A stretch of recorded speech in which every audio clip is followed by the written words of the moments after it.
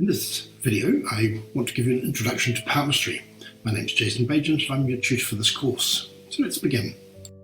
It's believed that palmistry originated in India, with its roots in astrology. The Hindu sage Valmiki is believed to have written a book several thousand years ago entitled The Teachings of Valmiki Maharshi on male palmistry. Handreading spread from India to China, Tibet, Egypt, Persia, and finally made its way into Europe. And it was in Greece that the basic framework for the classical Western palmistry was established. Now we know that there was contact between India and ancient Greece, and the practice of handreading was known in Greece by at least the 4th century BCE.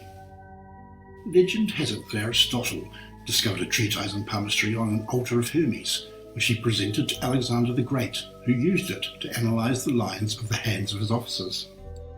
And both Greek physicians, Hippocrates and Galen, were both knowledgeable about the use of palmistry as a clinical aid. Although that there are actually very few references to hand-reading in surviving literature from this period, it does appear that a hand-reading tradition was known in ancient Greece. And we know that some form of hand-reading was practiced in ancient Rome, but there are no remaining works discussing the practice. The only actual evidence of hand-reading in this period is a few passing references made in a number of books. For example, Pliny mentions that broken lines in the palm are indicative of short life in his Naturalis Historia, and Juvenal makes a remark about chiromancy in one of his plays, where he says that while women of the upper classes consult astrologers, women of the middle classes go to chiromancers. In ancient China, the descriptions made of the hands by some of the earliest Chinese emperors appear in early written works, and it can be inferred that the Chinese had some knowledge of chiromancy going back to at least 2350 BCE. However, the texts that offer the information date from about 650 to 475 BCE, and so that is the earliest definite date that we have for hand-reading in China. And unlike our classical Western palmistry, Chinese chiromancy has long recognised fingerprints and similar features as being important. The Chinese have used fingerprints, sometimes whole handprints, in addition to signatures on legal documents for hundreds of years. In both the Chinese and the Japanese handreading, fingerprints are interpreted, and in this course we will teach you to interpret them as well. Palmistry did not spread across Europe until the 12th century, when we find it mentioned in a number of texts. And this is confirmed by the fact that the term chiromancy does not appear until 1160. But numerous texts became available in translation during this period, and alchemy and astrology were introduced to Europe from the Arabic culture. So it's quite likely that chiromancy came into Europe from the same source at around the same time. In the Renaissance, chiromancy was classified as one of the 7 forbidden arts, along with necromancy, speaking to the dead, geomancy, earth divination, aeromancy, divination from the air, pyromancy, divination from fire, hydromancy, divination from water, and spatulomancy, which is divination using animal shoulder blades. Numerous texts appeared all over Europe during the 16th and 17th centuries, and chiromancy achieved its greatest ever popularity.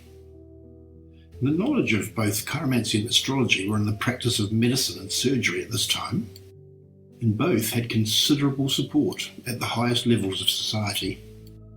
Chiromancy remained on the official curriculum of many European universities until well into the 17th century.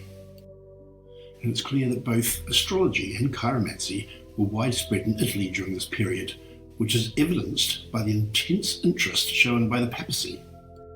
At least 4 popes in the 16th century had an active interest in astrology, and Pope Leo X was predicted to become pope by a chiromancer called Father Serafino of Mantua.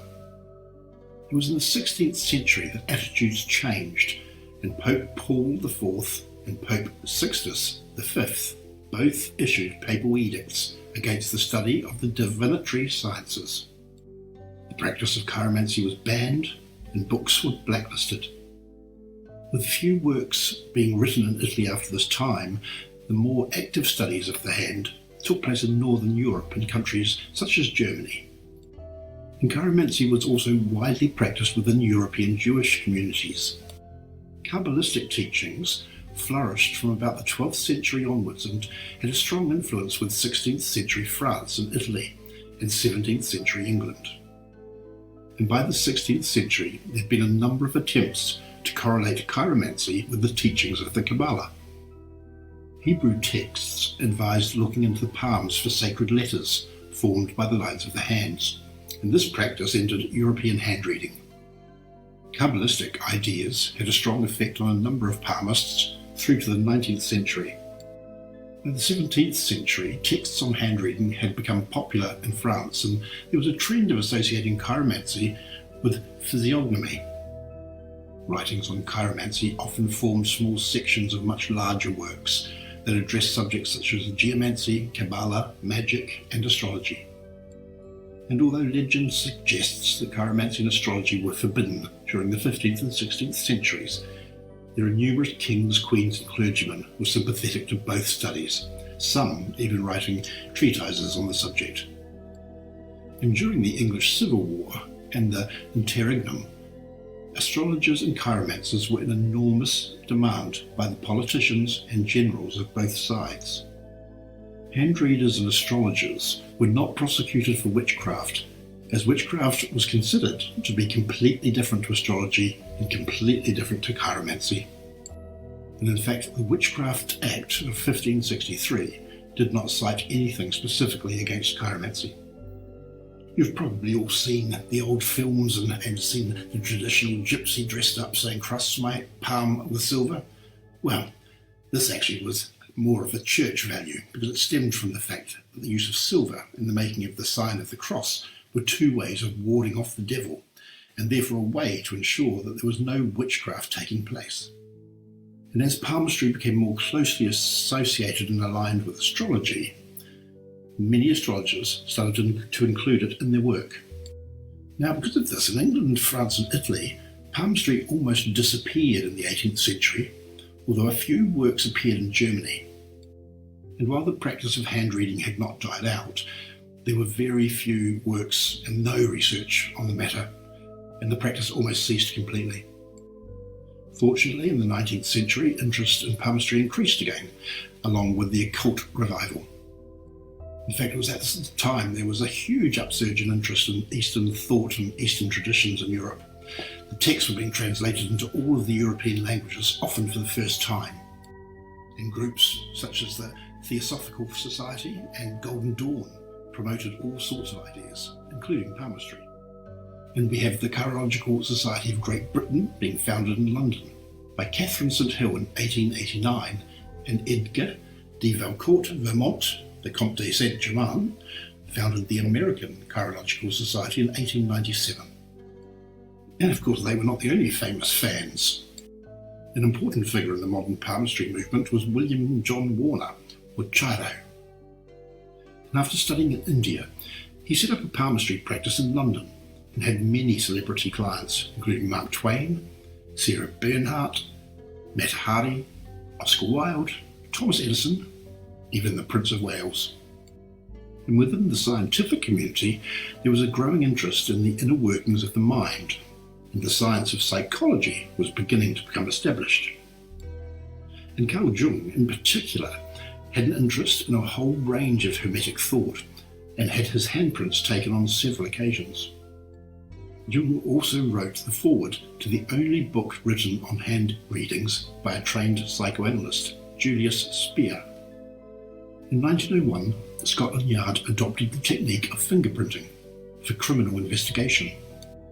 And today, medical researchers studying skin patterns, the dermatoglyphics, have discovered a correspondence between genetic abnormalities and marks on the hand.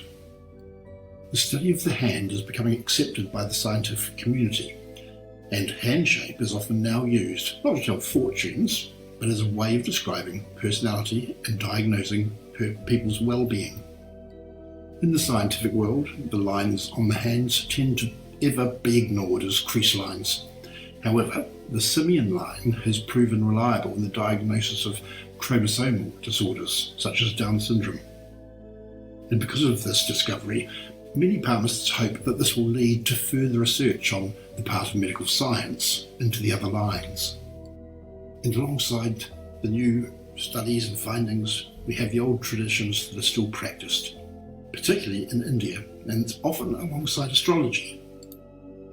Indian hand reading mainly has an emphasis on the lines of the hand, particularly those that are indicative of love, marriage and children. And at the same time, research continues into studying the hand with attempts to develop scientific systems. Some modern palmists seek to redefine palm reading within the framework of modern psychology, and research has been published in psychiatric journals. But for us, we're going to learn the traditional palmistry, the practice as a divinatory art that requires no special equipment. It's easy enough to learn, the techniques are simple, practical, and make sense. And our divinatory art palmistry continues to be popular. I look forward to working with you through the course, and I'll see you in the next lecture. In the next lecture, we begin the study of the shape of hands.